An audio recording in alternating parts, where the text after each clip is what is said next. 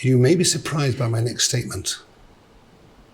One of my favourite meals is tagliatelle with ragu of bolognese, spaghetti bolognese, when it's cooked well.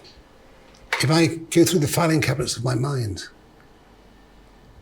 one of my earliest memories of food was there as a boy, sitting on the bench, watching my mother hand mince the mince, grating the vegetables, and then cooking it. But that was many years ago. So, let's get started. Let's grate the onion.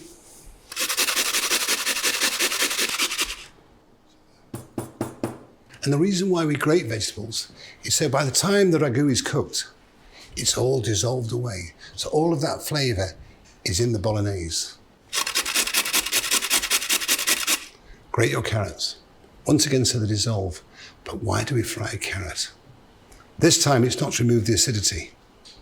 It's to remove the water content to bring out the natural sugars. And by bringing out the sugars, you bring out the true flavour of a carrot. And now the celery. And the same with the garlic. It's about making food, taste of food. It's as simple as that. Question, question, question. Taste, taste, taste. Think, think, think. That's what cooking's all about. It's about where you can take it. Because I'm a classicist. I'm not a fantasist. I believe in those great classic marriages. Basil and tomato, Madeira and mushroom, red wine and shallots. Keep it simple. We live in a world of refinement, not invention. It's as simple as that. And never forget, if you want to stray and do bizarre and peculiar combinations, then good luck. Because at the end of the day, it's about eating. It's not about impressing your customers, it's about feeding them. So our vegetables are grated. The oil is smoking. And now let's place our beef. When you fry mince in a pan, make sure the pan is way hotter than you want it. Because when you put all that mince into the pan, what you've lost is heat almost. But then start to think, what's happening? The meat is releasing the water content. Once all that water content has evaporated away, then we can start to render the meat. And by rendering the meat, then we can start to caramelize the meat. And the intensity of the flavour is enormous. If we don't do this properly at this early stage, then we end up with boiled meat and a tomato sauce. Think about why you do things. As you can see, the beef is starting to release its water. Let's just work it without moving the pan and just break it up. Because there's nothing worse than when you get a ragu of bolognese and there's large lumps in it, big chunks of veg. It's a sauce, let's not forget. I haven't yet once moved the pan. If you have to move your pan, shake your pan, you're doing that for a reason, because it's too hot. Because once the heat's in the pan, all you have to do is adjust the flame and let the pan do the work, let the stove do the work. As you see, no movement. As I've always said, great chefs have three things in common. Firstly, they accept and they respect that Mother Nature is the true artist, and they're just the cook. Secondly, everything that they do becomes an extension of them as a person. And thirdly, and most importantly, they give you insight into the world they were born into, the world which inspired them, and they serve it on their plates. Having 3 stars in Michelin doesn't mean you're a great cook. It means you understand the system. That's all. Just slowly break it up, but do not move the pan.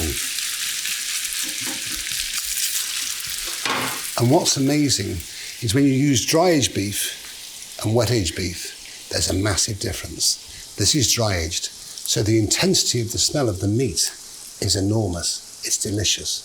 It's got flavour. As I've said before, if you don't have flavour at the start, how can you have flavour at the end? Think about it. Teach yourself to question. There we go. Just work your beef.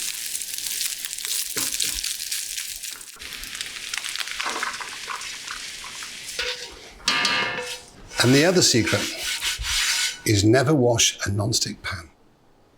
So, we proceed again. In with the mince. The beef is frying away. So it's now time to cook the vegetables. A little olive oil. In with the onions and the garlic. In with some carrots. In with the celery.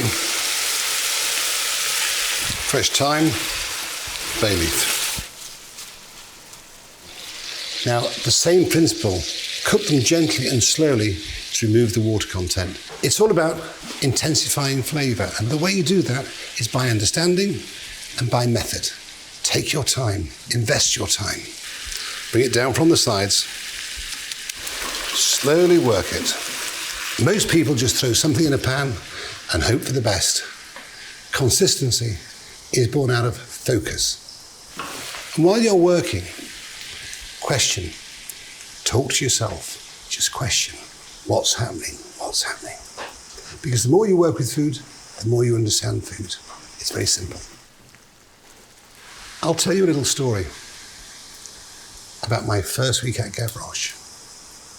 The truth is, I'd never been so intimidated in my life. I'd never felt so incompetent, so useless. At the end of that week, Albert called me into his office. He said, Marco, sit down. And I thought I was going to get the sack. And he gave me the greatest bit of advice I've ever been given in my life. He said, Marco, don't allow the stove to intimidate you. Don't allow the people around you to intimidate you. And if you allow them to intimidate you, you'll never cook. You'll never realize your true potential. On the Monday morning, I attacked the stove. And I survived. But that was the greatest bit of advice I've ever been given. Never be scared of the stove. Attack it. You can hear the beef sizzling. You can hear the vegetables sizzling.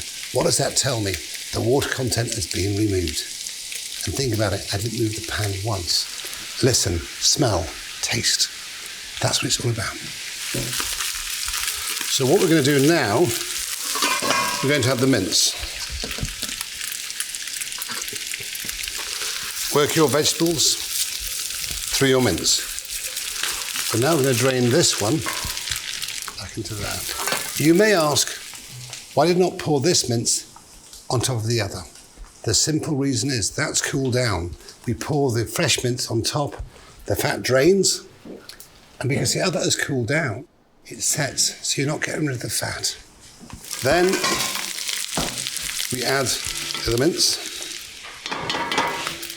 And if you see the amount of fat that's been taken out, but let's not forget, there's still more to be released. By the time we finish cooking, it will need skimming. Red wine is optional.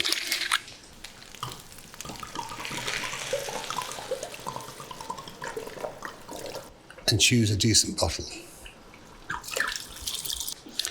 So what we do next is reduce the wine down by 90% to remove the acidity, the alcohol, to get the natural flavour of the wine, and then to reduce down further to intensify it. Remember, the worst thing you can do when you cook is to dilute things.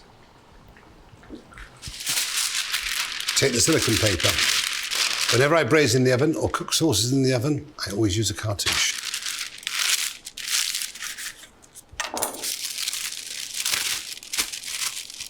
Again, we take the lid. In the old days, you'd have made a water paste whenever you're braising. It stops the evaporation. Right. I can smell the beef. I can smell the wine, but I can't smell the acidity. I can't smell the alcohol. So it's time now to add the passata.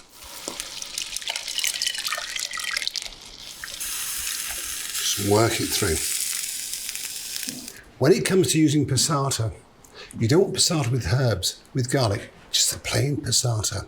If you can't find passata, then use chopped tomatoes. They're equally as good.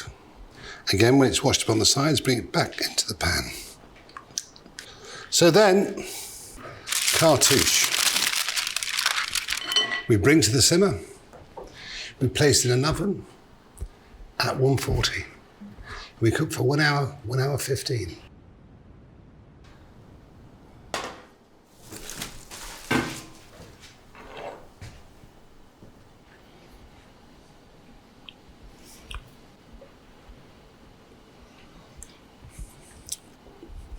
That's perfect. But let's not forget, in 3 days' time, it'll be even more delicious. We've got to allow it to mature. Don't make bolognese today to serve it today. Make it today to serve in 3 days' time, 4 days' time. It's sensational.